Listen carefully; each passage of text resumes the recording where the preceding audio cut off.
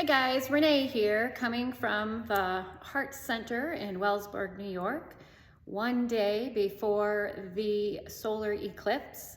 And I wanted to actually take this time to talk a little bit about a channeled message that I received on the solar eclipse, meaning a message for the solar eclipse, and just kind of give you guys a little bit of a heads up, some things to think about, and how to really embrace and harness this amazing energy from the solar eclipse. So as most times when I do channeled work, I typically either type it or write it or a combination of both. So I will be reading. So if you're just listening to this video, it's totally fine. The only thing you're missing for a split second is what I kind of call our DNA spiral here, and the the chakra wall banner right here as well. But other than that, you can just close your eyes and listen to what I'm about to say. While this was channeled a couple days ago, I'm actually going to elaborate on it a little bit as well towards the end. So this is the one thing I want you to understand about the eclipse is we're actually working with an old timeline and a structure that's dying. And the thing that I want to share about that is the bigger, better, faster, that kind of like hustle type of mentality, that's starting to kind of die away. So we can make way for a little bit more of a softer, gentler approach. This is why there's actually been a recent baby boom in the last 2 to 3 years with predominantly female warriors who hold the genetic codes of fight no more. So what this means is that these amazing children that are coming onto this planet, and especially some of the females, are recognizing that we cannot live in a world where there is hate and fighting and war, because those children can no longer thrive in a world where there is hate and violence and inclusion, as in only you and you and you are a part of something. We need to actually get back to that idea of oneness and unity. So as far as the eclipse, here's number one, what I want you to take into consideration. And if you are listening or watching, you can even write it down. You know, I love to encourage people to journal when they get these kind of messages. Look towards the sunny side. A day or so beforehand, spend time in sacred space, contemplating what you truly wish and want for the world. Not just for yourself, but for the world, because it will come back tenfold. This is not about necessarily manifesting money. It's much bigger than that. So perhaps we can think of money as a level of abundance, or what we see as value, or lives that are valuable to us. So when we think of what we want to be manifesting for the world, you know, obviously peace, right?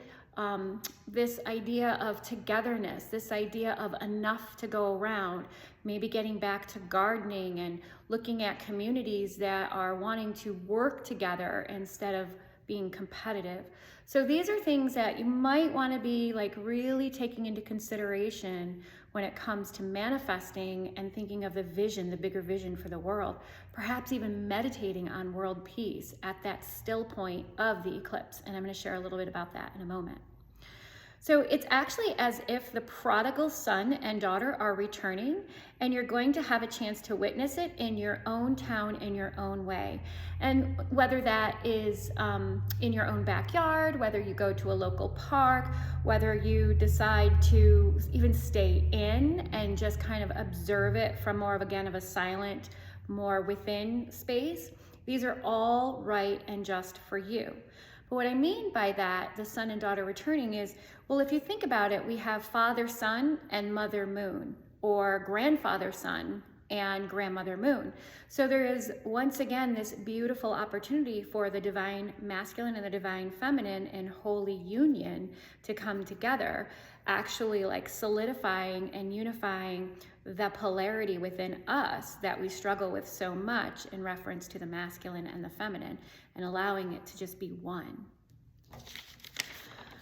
So it's not necessarily about flooding the masses or running with the masses, as this is once again a time of deep inner peace and stillness. So you may be feeling that. You may be saying to yourself, wow, you know, back in the ancient days, or the indigenous cultures and the natives, you know, they would actually stay in their huts, they would stay in their tents, they would stay inside and would create more of an environment that was revering Mother Earth, or Gaia, if you will, from more of an inwardly place.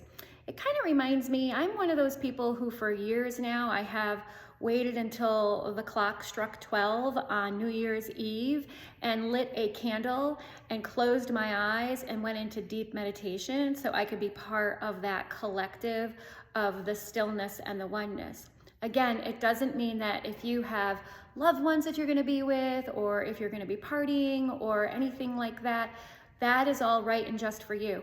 I'm bringing this to your attention just in case you're feeling a little bit like, geez, I don't know if I really want to go outside or even out somewheres where everybody's going to be. I'm feeling more like I want to go within. And so that's okay. Trust that, honor that. The other thing that I love about this, so we had one was look towards the sunny side, and this one's kind of similar. Number 2, look for the glimmer and not the trigger. The moon or shadow side of the light will play out its final act on the stage, and afterwards you will see once again many places and many things that'll start to crumble and fall apart because they're not held with the right intentions. They're not held with love. They're not held together by the glue that holds things together. So you might see some of those things kind of fall and collapse, and this is very good. So just kind of watch and observe. Don't attach yourself to anything that happens, especially if you stand your ground, meaning again, going within, maybe finding time to ground yourself, meditating a little bit more, getting out in nature, doing some earthing. So if you stand your ground and you hold the ley lines, so some of you might be feeling like, wow, I am really experiencing some really wild energy. I'm kind of up and down and all over the place. And well, the ley lines are kind of being, they're being faltered with a little bit. Like we had an earthquake here just a couple days ago. And so this is all preparing us for this timeline. And part of it is holding the line, holding the ley lines. So again, we want to emphasize the unity that no matter what it is that you're doing, it's right and just for you. You don't have to have an excuse. You don't have to like defend your honor or defend your place. It's right and just for you. So these are things that you may be being called to do in the forefront. I remember a few years back when we were going through the pre-COVID actually, and then COVID, that I received a message of where there would be many of us doing our parts, and we would hear the trumpet call for the light workers or the way showers, those who are holding the ley lines for the grid workers, where you would be told that everyone is doing their part. So we would be told everyone's doing their part. Some will bake bread, right? And this time maybe they'll be handing out glasses instead. Others will be front and center with their eyes wide open. Some will be linked arm in arm in lines and crowds, and others will choose a more softer, gentler approach. Any and all of these are right for you, okay? So this is the most important part that I want to kind of emphasize. I felt like this sort of just flowed right out of me. And it's not necessarily just about this eclipse on Monday, it's what we are to expect afterwards. And I want you to listen to this with an open heart, open eyes, open mind. Take heed and listen to the small, still voice inside. Does he or she or they stay, say, stay, or go? Take the next step towards your destiny, your destination.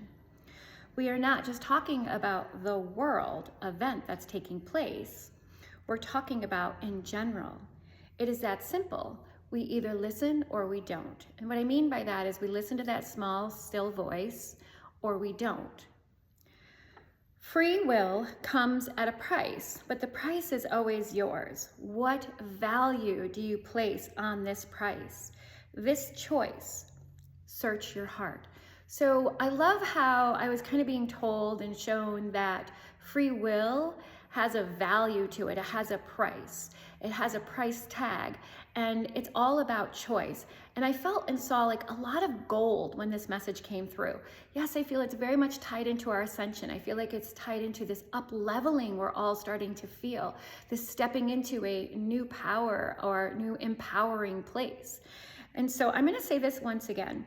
Free will comes at a price, but the price is always yours. What value do you place on this price?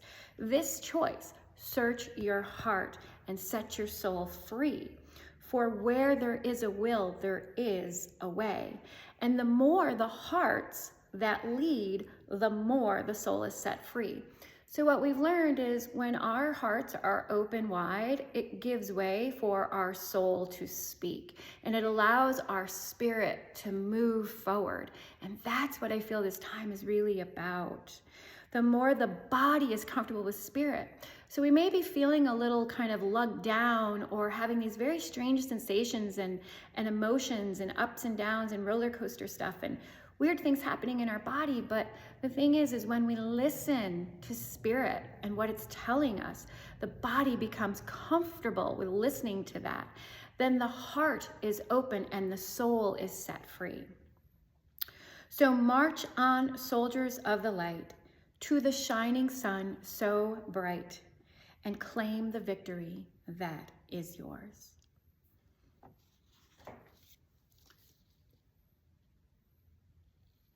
So I want to tell you for the next couple minutes, I'm seeing a lot of blue. And the blue is very much like the sky blue, the throat blue. And I feel as though this is a time for us to speak our truths, but from a place of compassion, kindness, cultivating those seeds that were planted in our hearts so long ago when the Christed consciousness was placed on this planet. And so searching our heart and finding the words that we need to say, the conversations that we need to have, and also simply looking at somebody and saying, wow, you look beautiful today, or I love that scent that you're wearing. Really getting back to what it's like to use our voices to make a connection with the higher version of somebody, the I am presence that's within them. I'm also being shown like literally my feet, and I'm hearing it's a time to hold our feet to the fire. I'm very much hearing that this eclipse and what comes off of it and what comes out of it will hold our feet to the fire of what it is that is in our hearts.